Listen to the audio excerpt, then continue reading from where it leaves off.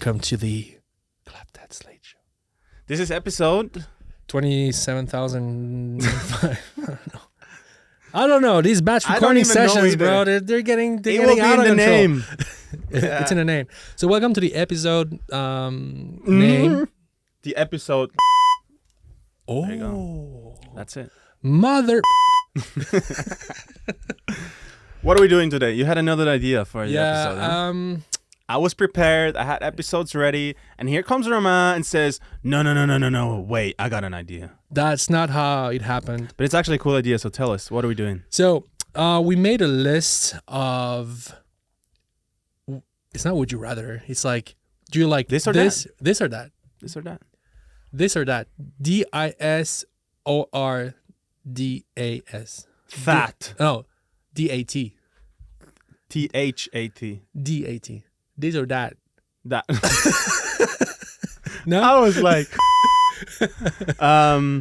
Yeah, so we're going to be asking each other some questions. Would you rather... Not would you rather, but this or that. What do you choose? And the other person's going to answer. And it's just a fun little thing. Yeah, let's have fun a little bit. Less structured content and more fun. Start. We wrote some things down on our phones. So... Actually, on my phone, and so we're gonna go back and forth and ask. Because I'm using my phone to make a time lapse. Yeah, which probably not gonna work. Probably the last one was from the roof.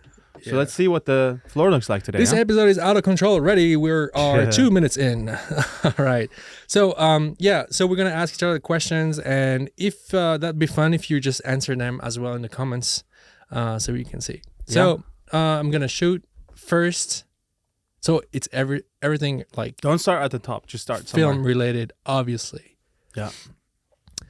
Ooh, that's a cool one. 35 mil or 50 mil? Yeah. I actually wrote that down because I was like... That's the standard lenses usually, that people use. Yeah. We're talking full frame. Yeah, I was going to say, it depends on the sensor. Full frame. It depends what I'm doing, but I think if I could only choose one, it'd be 35. I would stay on the 35. If I only do faces, then definitely 50 because I think 35 is a bit wide for faces. Yeah. And but I think 50 is just in general more usable for general things. I think 35. I'd go 35. It's a hard one, but 35. I'd go 35 too. Yeah, do 2 or 3 and then we'll switch. All right. SSD or CFast? SSD all day long. Why? Because it works fine with my camera. Not everything depends on how much bitrate is going in there. Because they're not really designed to record, but the workflow is so much easier.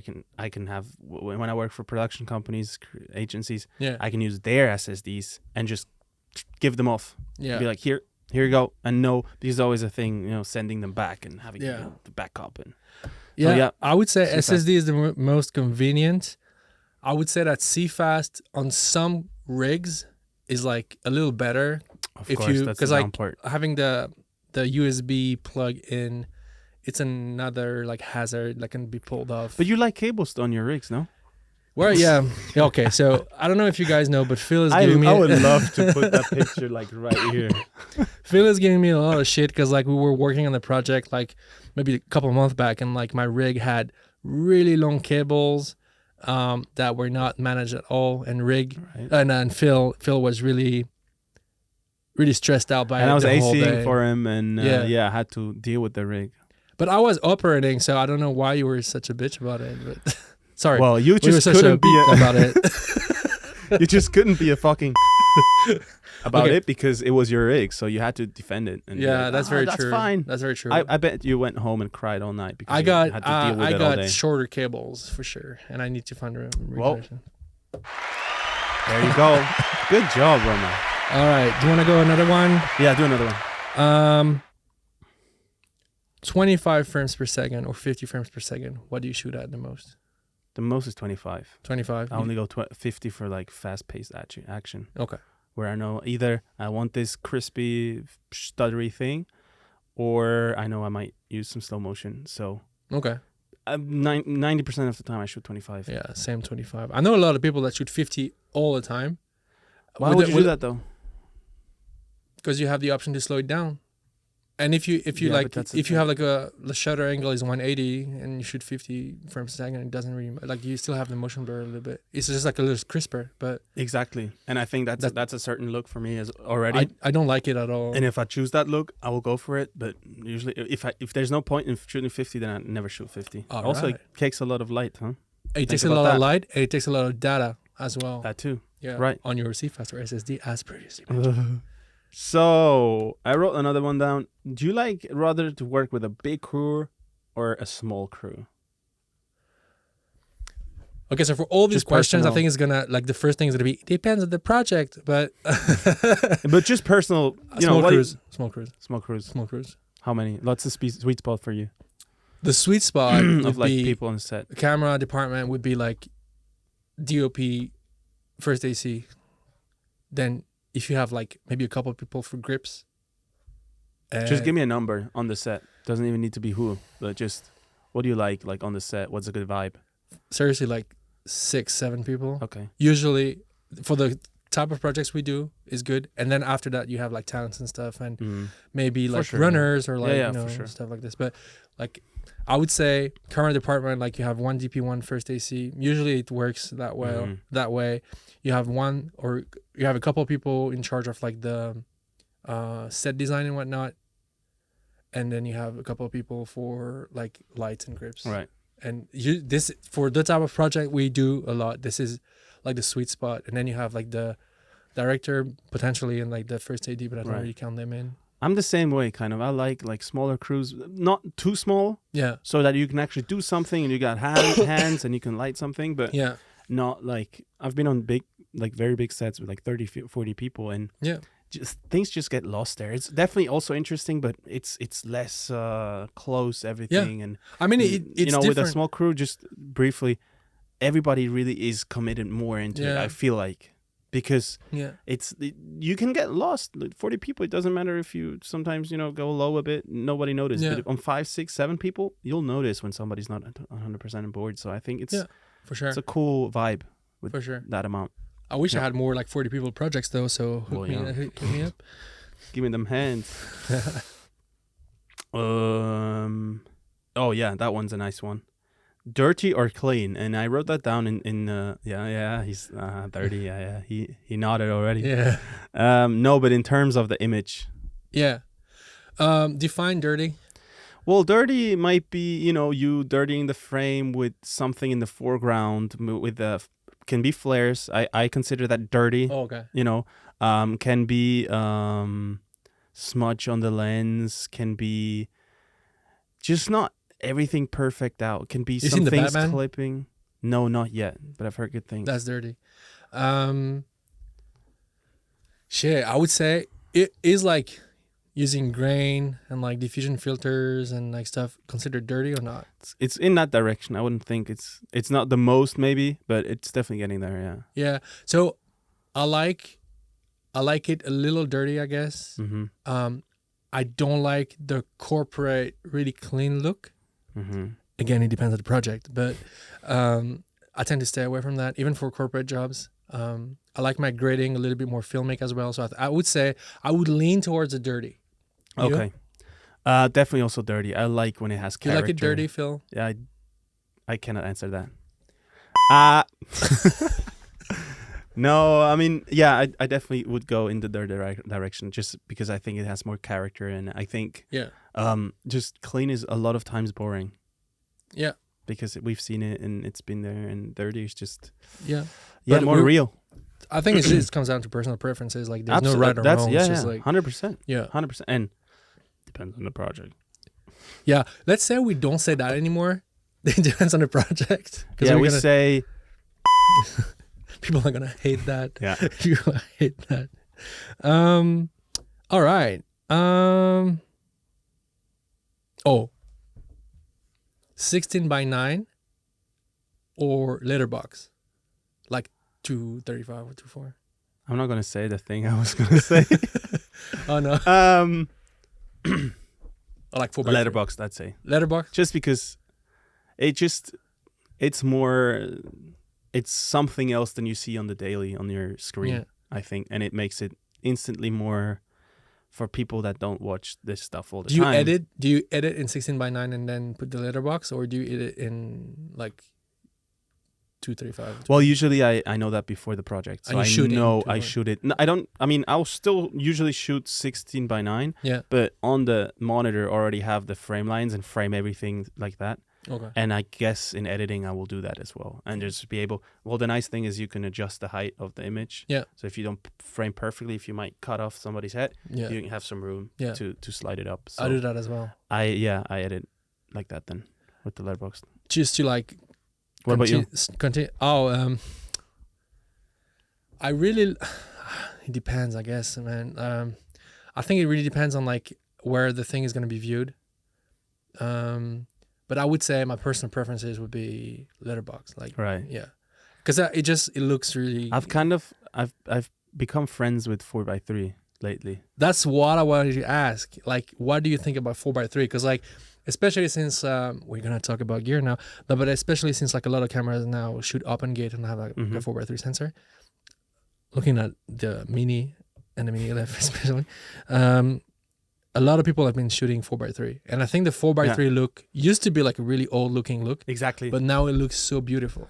Because it hasn't been used. There's been a break, and it's kind of gotten in the background, and it's now so it's tall. Back up. Yeah, I like it. It's it really has to fit the project, and yeah. I'm really like I have to figure out what am I shooting. Am I shooting people, landscapes, a lot of rooms?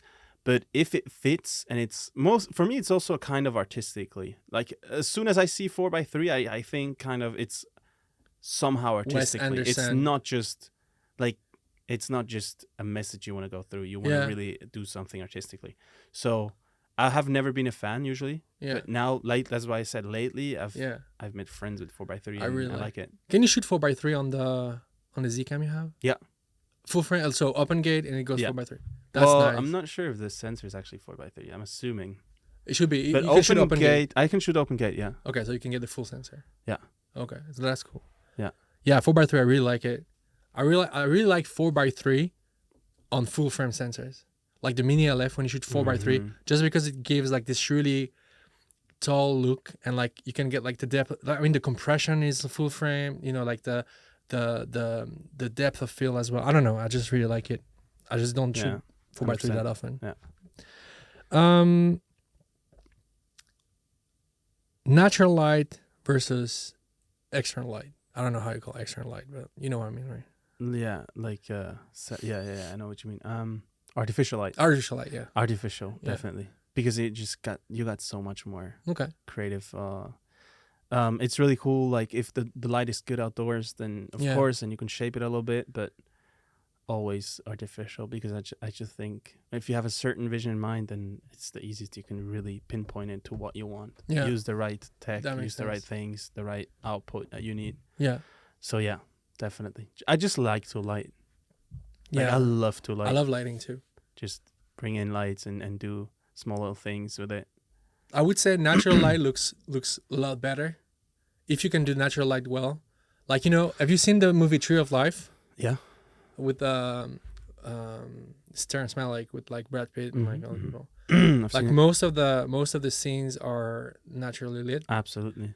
But that goes hand in hand with his style. The style, and I think it looks beautiful. But I think like if I had to pick like one way or the other now, I would go artificial as well, because it's just like easier.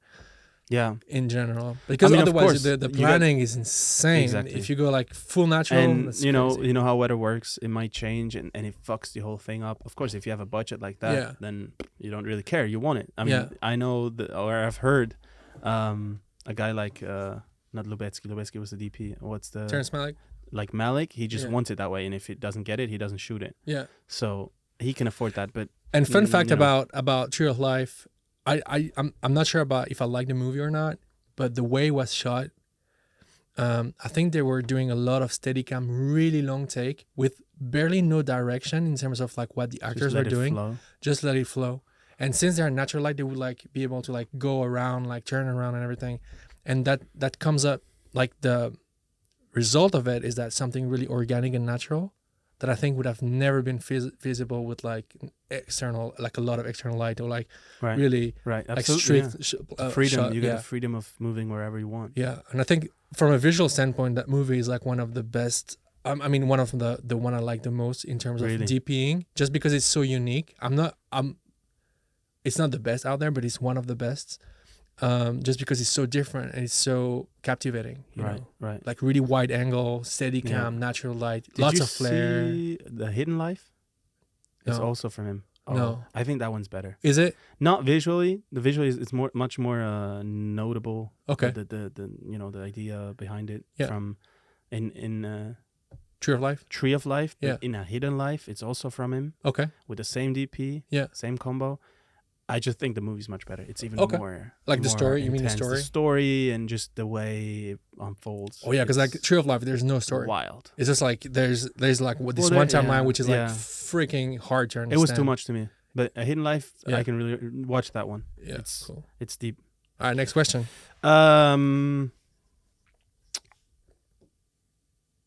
Oh, you got it.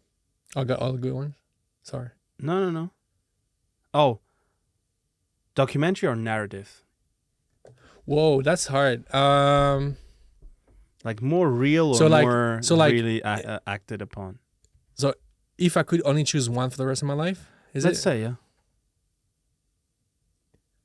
Shit. Whoa. That's a hard question. I would lean towards documentary, I think. Really? Yeah. How so?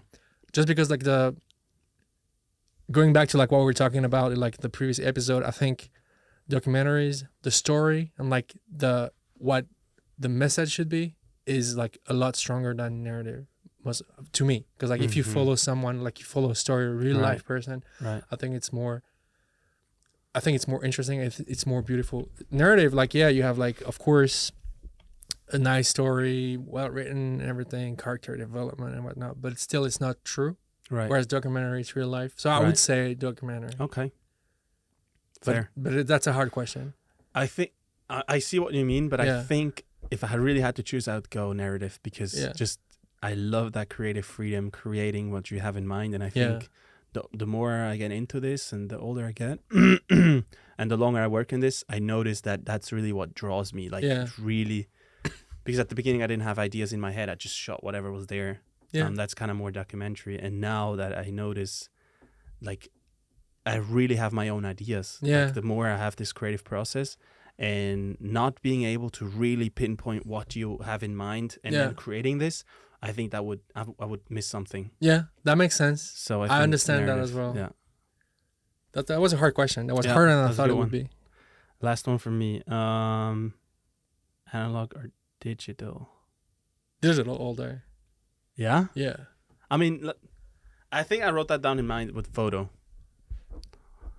What about photos?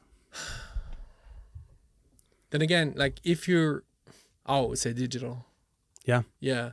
I don't think, I really I appreciate analog photography. I think it's gone a little overboard in terms of pricing recently. Yeah, fair. Like the tech of it? Or what? Yeah, the tech is like that. Like it's so scarce. Like the rolls are so expensive now, and like I like the process, like shooting, having developed, and like whatever, scan the negatives and whatnot. I really like it, but if I had to choose one, I would go digital because I think you can reproduce the look Right. fair, and Right. there are some good options. Even if you want to shoot like medium format now with the Fujifilm and whatnot, you can have medium format digital camera for like 4K.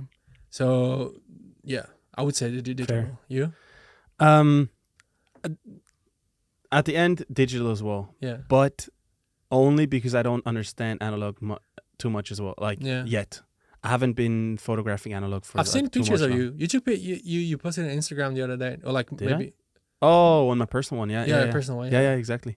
That looks cool. So yeah, I Yeah. love it because it's such another. It's a totally other approach. Yeah. And I went onto photography like with a whole new approach ever since I did that. Yeah.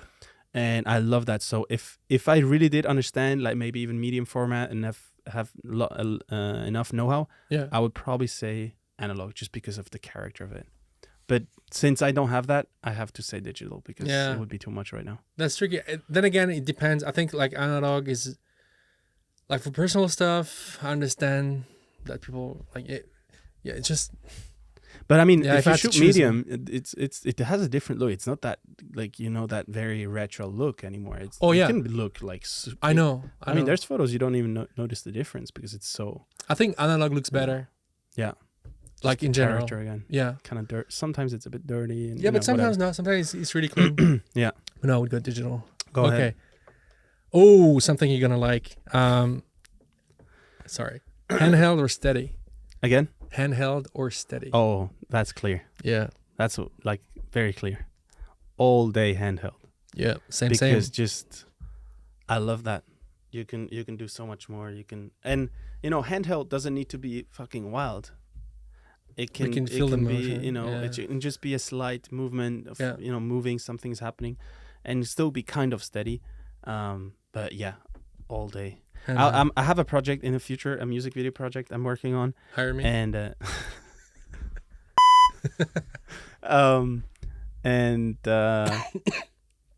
I want to go because I've been doing handheld a lot and I love it. And I want to go like the whole way or the whole way. Like everything is going to be on sticks. Yeah. Very, very locked off shots, long takes. Yeah. Very calm. So that's a new thing for me and I'm excited to do that. But we'll talk about it maybe. Yeah, for sure. Episode, like a breakdown or something. Yeah. But handheld, definitely for me as well. Yeah. Too, huh? Oh, yeah, for sure. Yeah, I see that. I like it. Even if it's like borderline too shaky, I like it. Mm-hmm. The only thing I don't like, that's the only problem I see, is these micro shades. Oh, no. I just don't like this shit. You see that all the time now because people don't know how they can achieve the other handheld look. Because they don't have like the proper. Because for a lot of people, a lot of people misunderstand handheld with shakiness, and that's two different things in my opinion. Handheld is a smooth breathing motion. Can be wilder, of course, but usually micro jitters. I think I've seen a lot of people. I think on Blackmagic cameras especially, you see a lot of jitters. Because like the shape, the form factor is so shit. I mean, it's not shit. It's just not my taste. But the form factor is really bad, and then you can't really stabilize it. Because like when you have like a Z-cam or like a bigger like a red or like whatever, you can like kind of hold it against your body and whatnot. Blackmagic, you have to hold it in front of you, like a photo camera. Yeah, and like you see a lot of micro jitters, and this is the worst. Like as you said. Also, just came to my mind. That was a question because I'm not really sure. Since with a smaller sensor, you're always closer, so your focal length is more, right? Like, let's say you have a 35 mil. Yeah. With a full frame, you're at 35 mil, and with a crop sensor, you're at the field of view. The field of view is different. So, but because the shakiness gets more, the higher focal length is. Well, so does actually a smaller sensor make it more jittery? Yes, right? Well, first of all, I don't know if the listeners are gonna be pissed about it, but the sensor size does not change the focal length. It changes the field of view. Yeah. So, like all the focal length characteristics, like the background compression or stuff like this, they stay the same. If you look at like the middle of the frame, it's gonna be the same. But like what changes is the field of view. So I think obviously, the tighter you are, in terms of field of view, the more jittery it gets, just because like you have less, I don't know, wideness. Yeah. So it does affect the jitteriness of the shot. It does not like the sensor doesn't have anything to do with it. It's just that the perception. Exactly. Yeah, that's what I mean. Yeah. Of course. It's like if you try to do handheld with like 100 mil, it's gonna be a pain. So being on a 75 is essentially the same like being on 100 on a full frame. In terms of field of view. Field of view and therefore jitteriness. Yeah. I guess. So the jitteriness factor raises with a smaller sensor. So that's why we should all I've never actually thought IMAX. about that. Yeah. We should all shoot IMAX. Yeah. Not like... I think the new Sony Alpha 7.8 can do that. IMAX? Okay. Yeah. Cool. Coming out next year. Sony 65. Premiere or DaVinci? Well, I want to say DaVinci because I know it's better, but what you like better. You can on Windows Video Maker if you want. I do like DaVinci better, but I'm still hooked to Premiere because I learned that for so long, and I know I need to change because Premiere is just fucking my head up. Yeah. And I want to say DaVinci, but right now it's still Premiere because I just know this program like in and out. I know anything about that project, which is good, really helpful right now. But yeah, I know that if I did the same thing with DaVinci, I would be even faster and better and more, Yeah. And I think there's easier workflows in DaVinci, much easier workflows. So I think I like in terms of user experience, I like Premiere better. Really? In terms of like editing everything, just because I'm so used to it. Okay. And I like the dynamic links with After Effects. Yeah, that's a good point. I love this, and I use After Effects for all my titles and everything, and thinking about exporting alphas from After Effects and like important, but whatever, it's just a nightmare. I do grade though everything in DaVinci. Yeah. And this is the most effed up workflow ever made. Yeah. But still, it's worth it for color grading, I think. So my answer is really Swiss, and I was like, a little bit of both. You can't do this on here actually, but it's okay. Okay. We'll let you go through. Let's each do one more. One more? What did we have now? Yeah.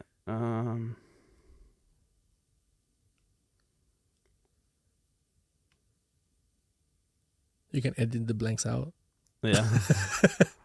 Probably won't do it. Do like a really small, like zoom in. We'll just have the close up of this so people know why we are so confused. Well, kind of like I said before, but would you rather do commercial or I don't know how you call it, narrative as well? Commercial? Yeah. Why? Because we're talking about that with like a couple ACs I was working with a couple weeks back, and commercial allows you to be with your family a lot more than being on set Because of the smaller projects. because they're smaller and they don't require you to be like 5 months in freaking New Zealand. Fair. And this is the only reason. What about like if you break it down to Switzerland? Because I don't want to be in Graubünden for like 3 months shooting stuff in the mountains, man. Like I don't want to do that. And Fair. commercial, I think, I mean, there are commercials. I think you can do like really good looking, film looking commercial that have like a storyline that's really powerful. Maybe it's like an ad that it's split it in like 4 different clips, whatever. Right. And still do it's like a mini film essentially. But no, you still get to do kind of the style and everything. the style, work with the actors framing, and, the type of the gear you use, the commercial all day. Yeah. You want to go narrative, huh? You want to go in Bahamas for like 5 months shooting a the film. thought of it is cool, but I think the reality of it is Yeah. gonna be commercial because I just see that more. Yeah. But I'll see where it puts me, you know. But for now, I think commercial as well. Yeah. Cool. 100%. Should we go last one? Yeah. Yeah. Is it more creative or technical? I am more technical, definitely. Yeah. Just because that's also why I chose to go on the DP side rather than directing. I always thought I was want to be a director, but Yeah. I then noticed I'm just more about the image. Doesn't really need to be technical, but with the image and DP, it's a much more technical job than the director. And so I'd say technical, yeah. Same Z's. You too, huh? Yeah. All Definitely. day. All day. Gear. Gear. Presented by Clap That Slate. So that's it for today's episode. Yeah, that was fun. That was really cool. I think we should do more of these because they're just so much fun to do. We actually came up with the idea like 10 minutes ago. No, not 10 minutes, like 28 plus 10 minutes. Right before the episode. And Phil wrote down all the questions. So that's cool. Subscribe, do the thing, and one love. And cool, cool you're here. What? Cool that you're here. Who? Me? Or you and the viewers. Oh, okay. You too. You're pretty cool too. You're pretty cool as well. Thanks, dude. Goodbye. Bye-bye. Bye-bye. See you next time.